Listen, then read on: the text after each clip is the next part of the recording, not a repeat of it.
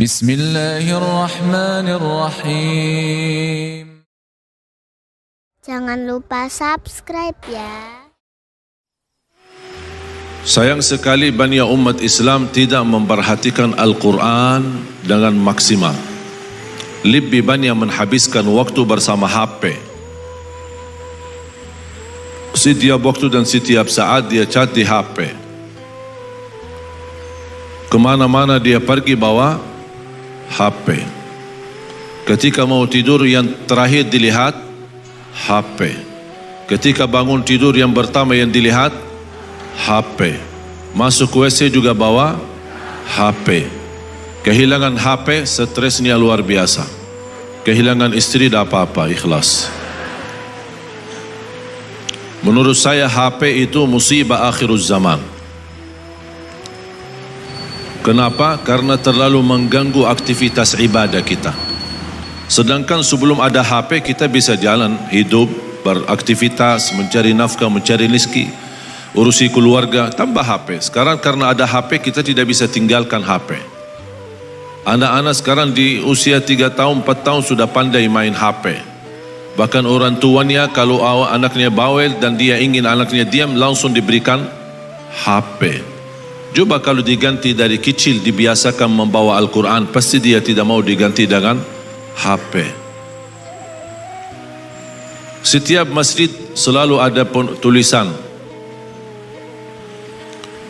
jamaah yang bawa HP mohon non-aktifkan. Betul? Ada selain tulisan ada gambar HP terus X supaya diingatkan, dijaga. Barangkali ada begitu ada tulisan, barangkali orang itu buta huruf, tidak bisa baca, alhamdulillah masih ada gambar supaya dia perhatikan.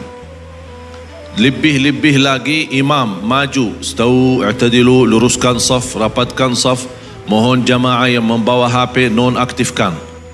Betul? Imam maju, Allahu Akbar, masih bunyi HP. Sudah ada tulisan, sudah ada gambar, sudah imam bicara tapi masih bunyi HP-nya. Apakah perlu setiap masjid ada jamaah datang kita serahkan surat yang ditandatangan oleh setiap jamaah? Ada di dalam tulisannya kerjasama dan berjanjian dan pernyataan. Saya tidak mau membawa HP ke masjid. Seandainya saya bawa ke masjid, saya dalam keadaan silent HP-nya. Seandainya bunyi HP saya di masjid, boleh diambil hukumannya. Itu hukumannya, diambil HP-nya. Apakah perlu seperti itu? Jadi setiap orang datang ke masjid kita kasih surat, Pak, tanda tangan dulu. Ini apa? Hukuman. Kalau bunyi HP-nya Bapak di masjid, apalagi lagi salat, kita ambil HP-nya. Udah mau, silahkan cari masjid lain. Kalau tidak mau tanda tangan. Apakah perlu seperti itu? Sudah ada gambar, sudah ada tulisan, sudah imam pun mengingatkan tapi masih ada yang bunyi HP-nya. Maaf, anggaplah kita manusia. Walaupun sudah ada tulisan, sudah ada gambar, sudah imam mengingatkan, tapi tetap manusia, namanya manusia. Lupa. Sudah mulai salat. Allahu Akbar, bunyi HP-nya di dalam salat. Kenapa tidak menggerakkan tangannya, matikan HP? Kenapa tidak menggerakkan tangannya, matikan HP? Masa pas bunyi HP juga lupa? Ini sering terjadi. Apalagi yang membuat susah adalah ketika HP lagunya India atau lagu Barat. Kita lagi berusaha fokus dalam salat, tiba-tiba bunyi lagu India. Kehilangan konsentrasi, kehilangan khusyuk. Apalagi kalau bacaannya imam enak, kita ingat menikmati bacaannya, tiba-tiba bunyi HP-nya. Jadi sambil salat jamaah sekalian, kita masuk ke masjid untuk melaksanakan salat wajib cuma 10 minit, tidak bisa dimurnikan karena Allah. Benar-benar kita masuk ke masjid, tinggalkan. Saya tidak minta anda simpan HP-nya di luar atau tidak bawa ke masjid. Silahkan bawa, tetapi matikan. Paling tidak di silent suaranya agar kita bisa menikmati salat. Lebih parah lagi orang-orang yang mematikan suaranya, di silent suaranya, tapi dia simpan di karpet atau di lantai. Dan layarnya pun ke atas bukan ke bawah. Jadi setiap bunyi kan nyala. Dia pas lagi salat, nyala, dia begini melan. Astaghfirullahalazim. Dosa apa yang kita lakukan sampai begitu salat kita? Makanya jamaah sekalian, HP ini alat mubah. Tidak pahala, tidak dosa. Tetapi bisa jadi sebab HP ini membawa kita ke surga, bisa juga jadi sebab membawa kita ke neraka. Apapun yang namanya mubah tergantung isinya. Gunanya apa? Gunanya kebaikan, silaturrahim, syiar dakwah, sebarkan kebaikan, sebarkan doa sahih, hadis yang sahih, dapatlah pahalanya, menjadi sedekah jariah bagi kita. Sebaliknya, kalau kita sebarkan keburukan, dosa atau berita huwak atau fitnah di mana-mana, itu membahayakan. Tahu enggak dosa jariah? Bapak Ibu pernah enggak dengar dosa jariah? Biasanya tahu apa? Sedekah?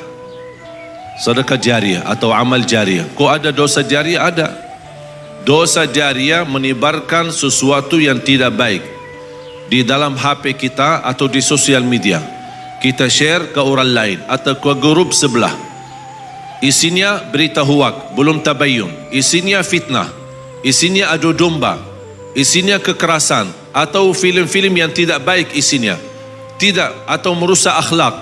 Itu semua ketika kita sebarkan ke grup sebelah akan terbawa dosanya sampai hari kiamat. Makanya saya selalu ingatkan khususnya pemuda-pemudi, seandainya anda terlanjur melihat video isinya tidak baik atau membaca berita yang tidak benar, apapun yang anda lihat, kalau sudah merasa itu tidak baik, tidak bagus, apalagi dosa, sudah terlanjur kita lakukan, istighfar, tapi jangan coba-coba di-share ke orang lain. Kenapa jangan di-share ke orang lain? Saya khawatir kalau di-share ke orang lain, nanti orang lain mengirim ke salah satu grup, nanti grup share ke grup sebelahnya, akan terbawa dosanya sampai hari kiamat. Kita wafat, meninggal dunia, tapi disalurkan dosanya sampai hari kiamat. Na'udzubillah min zalik. Hati-hati.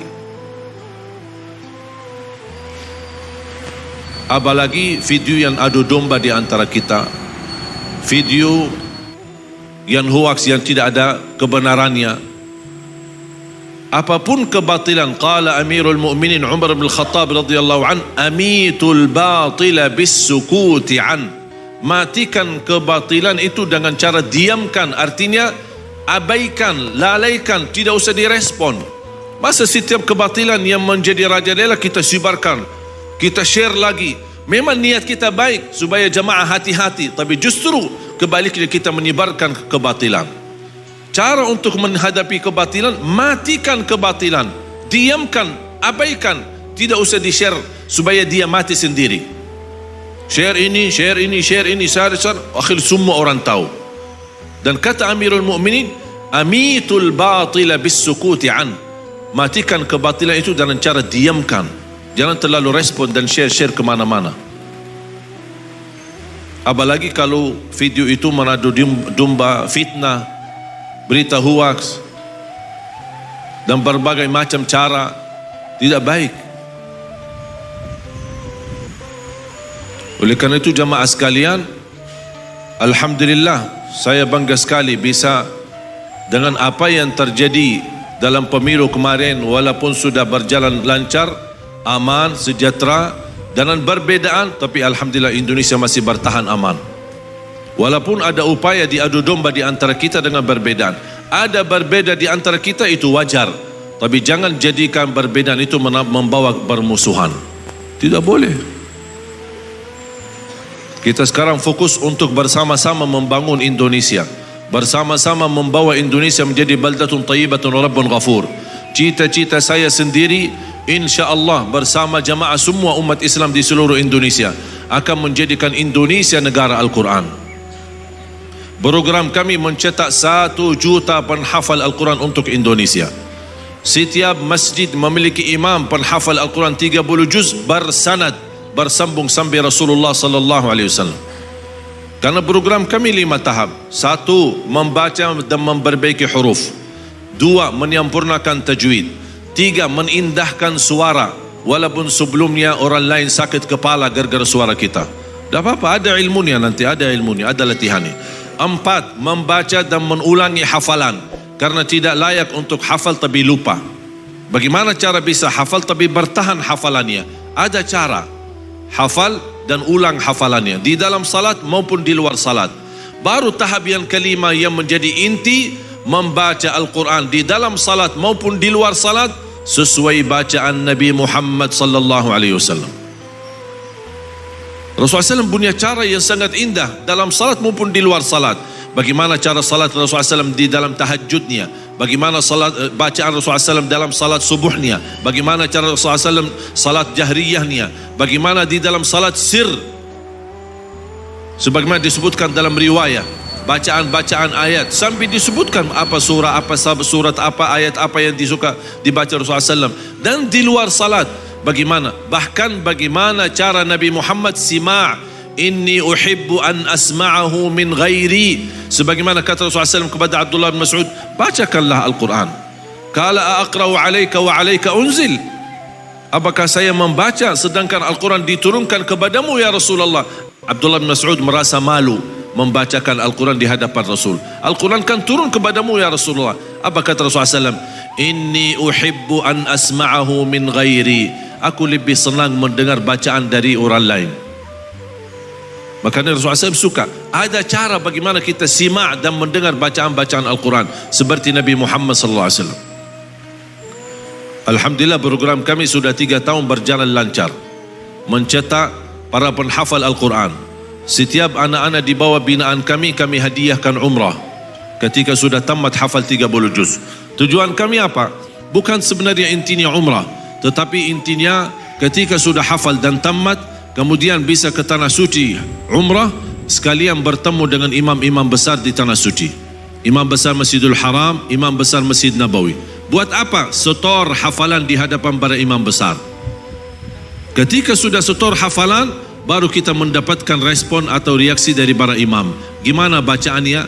Kalau sudah disampaikan benar, bagus, sesuai bacaan Nabi Muhammad SAW, baru kita tanda tangan ijazah dan sanad.